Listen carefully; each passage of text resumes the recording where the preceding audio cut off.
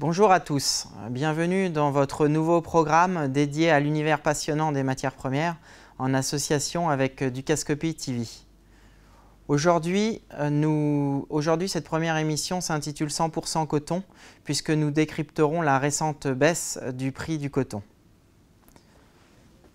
En effet, ici, vous avez le graphique du contrat futur sur le coton mai 2015.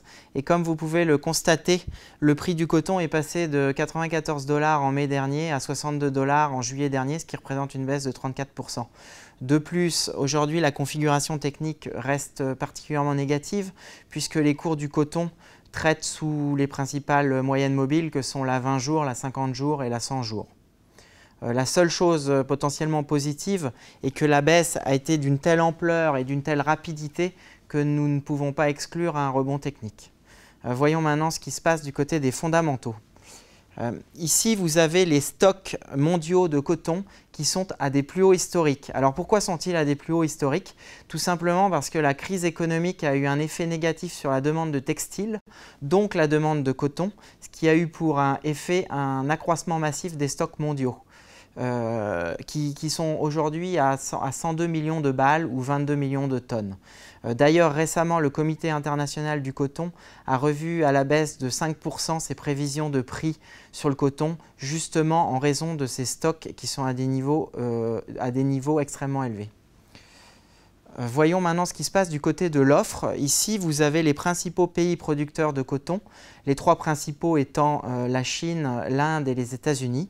Et en fait, jusqu'à très récemment, la Chine pratiquait une politique de prix garanti bien supérieure au prix du marché, ce qui a eu pour effet d'inciter les producteurs locaux à la surproduction. Et qui dit surproduction dit accroissement massif des stocks chinois.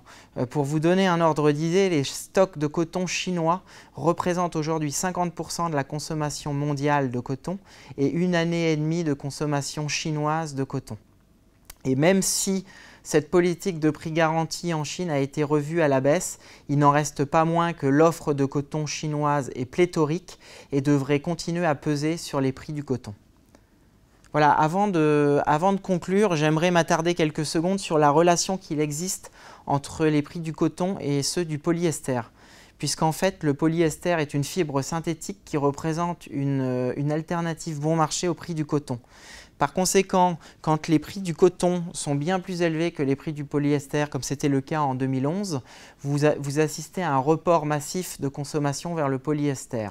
Or, la récente baisse du prix du coton le rend beaucoup plus attractif par rapport au polyester et pourrait engendrer un accroissement de la demande.